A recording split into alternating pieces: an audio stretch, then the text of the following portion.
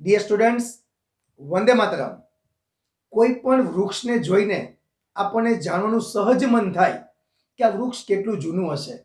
આ ઉપરાંત ઘણી વખત એવું બનતું હોય છે કે કોઈ જૂની પ્રતિમાઓ, જૂના હાડપિંજર કે કોઈ અવશેષો મળી આવે ત્યારે આપણને કુતૂહલ થાય કે આ બધી વસ્તુઓ કેટલી પ્રાચીન હશે.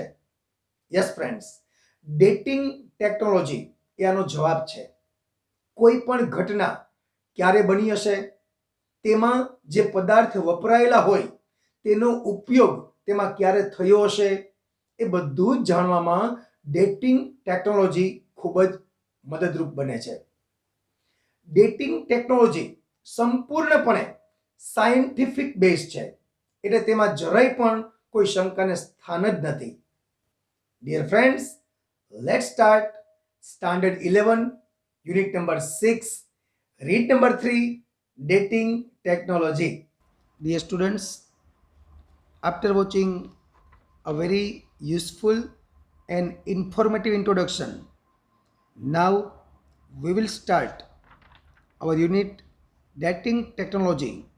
मतलब કે કોઈ પણ વસ્તુ કે ઘટનાની સમય નિર્ધારણની ટેકનિક, મતલબ કોઈ ઘટના ક્યારે બની અથવા તો કોઈ વસ્તુ છે એની ઉંમર કેટલી છે એ જાણવાની ટેકનિક, એનું નામ છે ડેટિંગ ટેકનોલોજી. એટલે સૌથી પહેલાં આપણે વ્યાખ્યા કરી લઈએ કે ડેટિંગ ટેકનોલોજી મતલબ અતિ પ્રાચીન વસ્તુઓનો અભ્યાસ કરવા માટે વપરાતી ટેકનોલોજી. આનો રૂટ વર્ડ ટુ ડેટ છે, ક્રિયાપદ છે. ડેટ એટલે તારીખ જ થાય, પણ ટુ ડેટ ક્રિયાપદ તરીકે આવે તો ફાઇન્ડિંગ ધ પીરિયડ. એ પીરિયડ એ સમય શોધવો. કયો સમય? In which an object or person existed. કે કોઈ પણ વ્યક્તિ કે વસ્તુ જે અસ્તિત્વમાં હતી એ વખતનો એનો સમય શોધવો, એનો સમય નિર્ધાર કરવો, એ ટેકનિક એને કહેશું આપણે ડેટિંગ ટેકનોલોજી. ડેટિંગ ઓબ્જેક્ટ્સ એનો મતલબ થાય કે કોઈ પણ વસ્તુ હોય એનો સમય જાણવો. Dating objects and artefacts. Artefacts મતલબ કે જે કાંઈ હાથ બનાવટની વસ્તુઓ હોય, જો આપ્યું જ છે મેનમેડ ઓબ્જેક્ટ, હાથ બનાવટની કોઈ પણ વસ્તુ હોય અથવા કોઈ પણ બીજી વસ્તુઓ હોય, is an interesting area of investigation. મતલબ કે જે કંઈ વસ્તુઓ હોય એનો સમય નિર્ધાર નક્કી કરવો, મતલબ કે એનો સમય કયો હશે એ જાણવું ને, એ ખરેખર એ ગુના શોધકોનું એક રસપ્રદ આ ક્ષેત્ર છે. ઇન્વેસ્ટિગેટર્સ એટલે ગુના શોધકો નીડ એને જરૂર પડે છે શેની? To date. કીધું ને ક્રિયાપદ છે ટુ ડેટ, એટલે સમય નક્કી કરવો. શેનો? ઓબ્જેક્ટ્સ કે કોઈ પણ વસ્તુનો કે ઘટનાનો. એમ શેના માટે? ટુ અન્ડરસ્ટેન્ડ, સમજવા માટે. શું સમજવા માટે? તો કે વોટ હેપન્ડ અરાઉન્ડ ધેમ, કે તેમની આસપાસ શું બનેલું હતું, એન્ડ વેન ઇટ હેપન, કે શું ઘટના બની હતી, એ ઘટના ક્યારે બની હતી. આ બધું જાણવું જ ખૂબ જરૂરી છે એના માટે. It also helps to understand at what time in history a particular object was used. મતલબ કે કોઈ પણ કાંઈ ઓબ્જેક્ટ એટલે કાંઈ પણ વસ્તુ એનો ઉપયોગ થયો હોય ભૂતકાળમાં, સમજી લ્યો. દાખલા તરીકે કોઈ મર્ડર થયું હોય અને કોઈ છરીનો કે ચાકાનો કે બીજા કોઈ પણ પદાર્થોમાં ઉપયોગ થયો હોય, એ જાણવું પણ ખૂબ જ જરૂરી છે કે એનો ઉપયોગ એ ક્યારે થયો હતો. આ તો મિત્રો બહુ ડીપ વાત છે બધી. આપણે તો શું છે, આપણે અભ્યાસમાં પડ્યા હોય એટલે આપણને ખબર ના હોય બહુ. આપણે તો વધુમાં વધુ શું છે, આ બધી સિરિયલ આવતી જોતા હોય આપણે. બાકી આ તો એક અલગ જ ક્ષેત્ર છે. તમે થોડુંક ડીપમાં જાવ ને તો ખ્યાલ આવે અને કલ્પના પણ ના આવે આપણને કે આવી સાવ આમ નાનીકડી વસ્તુ પરથી પણ આવી ઘટના બહાર આવે એમ જે હોય તે તમે ડેટિંગ ટેકનોલોજી થોડુંક સર્ચ કરશો ને તમને ખ્યાલ આવશે કે આ ટેકનોલોજીને લઈને કેટલા મોટા ગુનેગારો પકડાઈ ગયા હશે, સમજી ગયા? Such investigations are taken up by scholars, કે આવી જે કંઈ ઇન્વેસ્ટિગેશન્સ હોય, મતલબ જે કાંઈ આવી ઘટનાનો અભ્યાસ કરવાનો હોય, એ આખું કામ હાથમાં લેવાનું હોય, એ બધા ગુના શોધકો આ બધી જ પ્રવૃત્તિઓ હાથમાં લે છે. સ્ટડિંગ હિસ્ટોરિકલ સિવિલાઇઝેશન, એટલે કે સિવિલાઇઝેશન મતલબ સંસ્કૃતિ, અને હિસ્ટોરિકલ મતલબ થાય ઐતિહાસિક. પછી રોક્સ એટલે ખડકો, એન્શિયન્ટ કલ્ચર એટલે પ્રાચીન રૂઢિઓ કે રીત રિવાજો, ઓર ક્રાઇમ ઇન્વેસ્ટિગેટર્સ મતલબ કે ગુના શોધકો, મતલબ કે આ બધાનો અભ્યાસ કરી અને પછી જ એ પોતાનું કામ છે ને એ હાથમાં લેતા હોય છે. મતલબ જે કાંઈ તજજ્ઞો જાગ ગુના શોધકો પેલા બધી જ વસ્તુનો અભ્યાસ કરે, આ બધા સિવિલાઇઝેશનનો અભ્યાસ કરે, રોક્સનો, કોઈ પણ પ્રાચીન રૂઢિઓ હોય, આ બધું જ પહેલાં તપાસ કરે અને પછી જ પોતાનું કામ હાથમાં લે. Several techniques are used. Several મતલબ ઘણી બધી, આમ કેટલીક પણ કહેવાય, પણ સેવરલ પછી મોટાભાગે બહુવચનનો શબ્દ જ બહુવચન જ આવે એમ. ટેકનિક્સ આર યુઝડ, આ પેસિવ વોઇસનું વાક્ય જો કે કેટલીક ટેકનિક છે નહીં, કેટલીક પદ્ધતિઓ છે, આર યુઝડ એનો ઉપયોગ થાય છે. શેના માટે? ટુ એસ્ટાબ્લિશ, નક્કી કરવા માટે. શું નક્કી કરવા માટે? The ages of various ancient natural objects and artefacts. કેટલીક હાથ કારીગરીની વસ્તુઓ હોય અથવા બીજી કોઈ પ્રાચીન વસ્તુઓ હોય, એનો સમય નક્કી કરવા માટે બીજી કેટલીક પદ્ધતિઓનો પણ ઉપયોગ કરવામાં આવે છે. વેરિયસ મેથડ્સ એટલે વિવિધ પદ્ધતિઓ, આર બેઝડ આધારિત છે કોના ઉપર? Radio activity. રેડિયો એક્ટિવિટી મતલબ થાય process by which and unstable atom loses energy, મતલબ અણુ કેન્દ્રનું આપોઆપ વિઘટન થવાની પ્રક્રિયા, જે ટૂંકમાં કહેશું આપણે કિરણોત્સર્ગ. One method is radio carbon dating, અને એમાંની એક પદ્ધતિ છે ને એ કઈ છે? તો કે રેડિયો કાર્બન ડેટિંગ છે.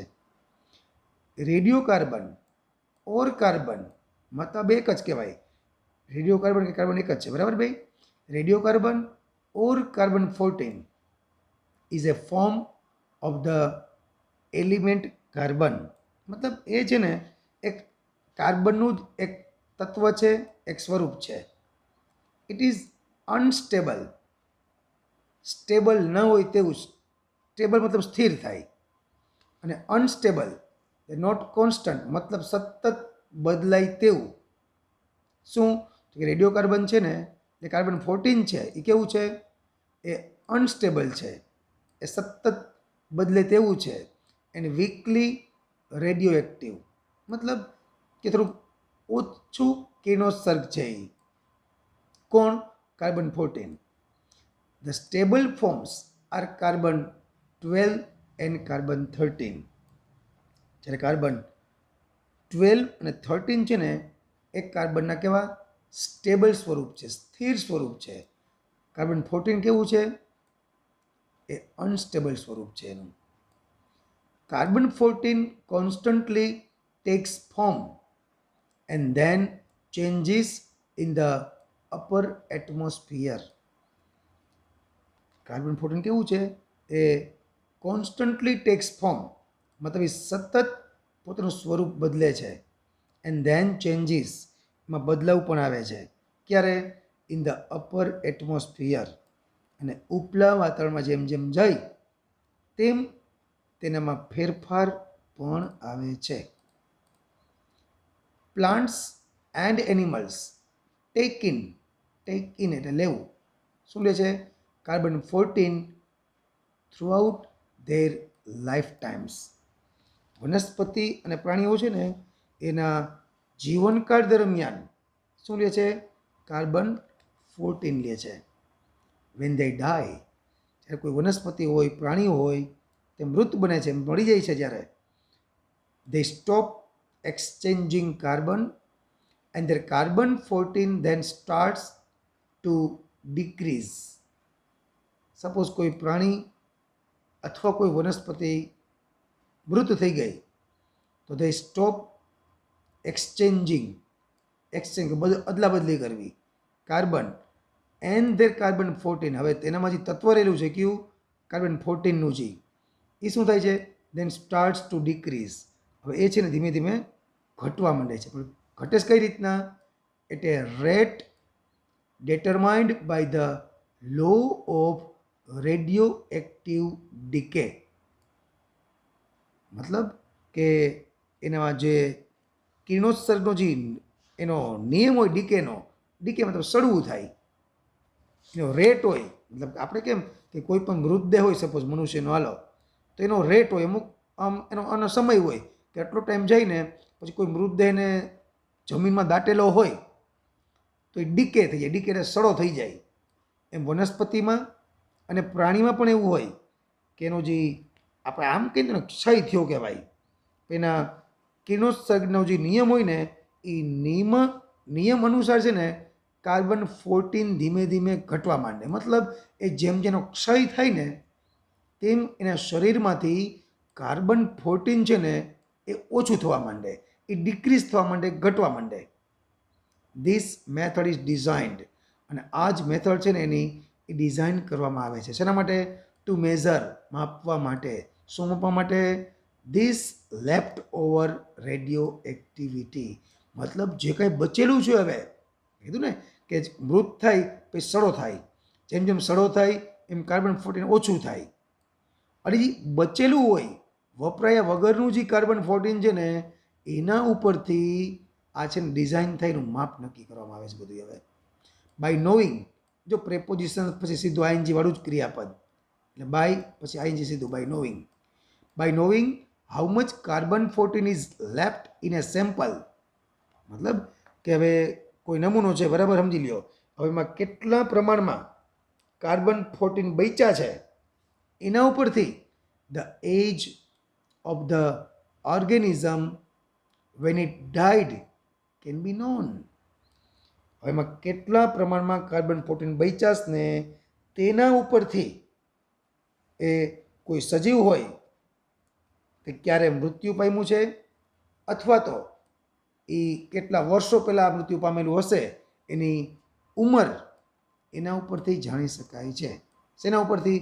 આમ બાળકો સ્પષ્ટ વાત કરીને આવું, આખી સ્લાઇડની સાવ ટૂંકી વાત એ છે કે પ્રાણી કે વનસ્પતિ એ જ્યારે મૃત્યુ પામે ત્યારે તેમાં કાર્બન-14 હોય.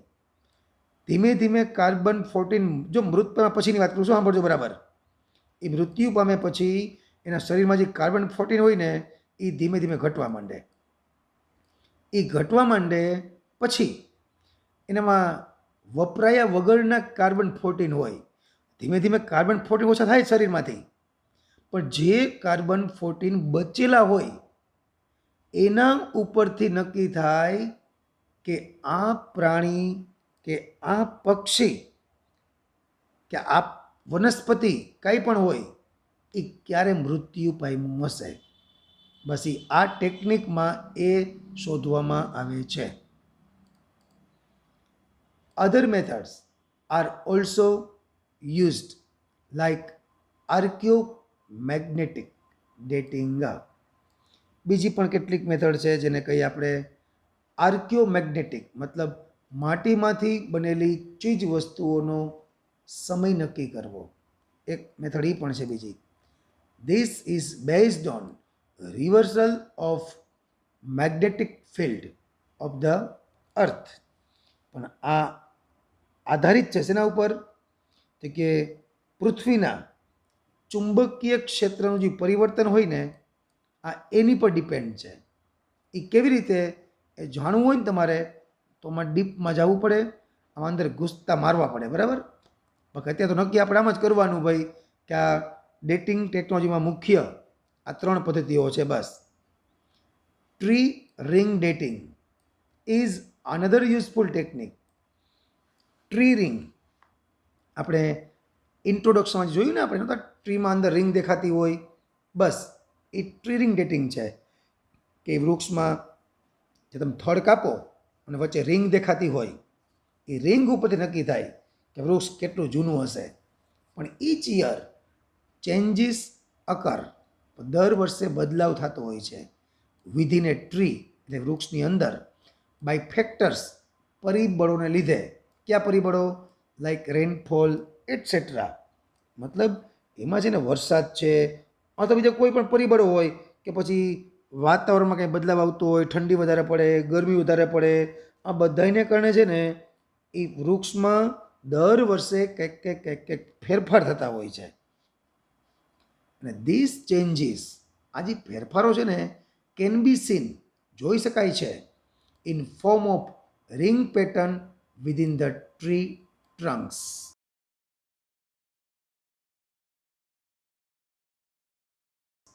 અને આ ફેરફારો એ વૃક્ષના થડમાં જે રિંગ પેટર્ન હોય છે, જે રાઉન્ડ રાઉન્ડ થઈ ગયેલા હોય છે, એમાં જોઈ શકાય છે.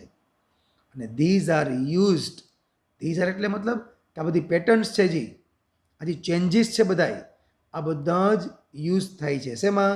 As a date fingerprint in this technique.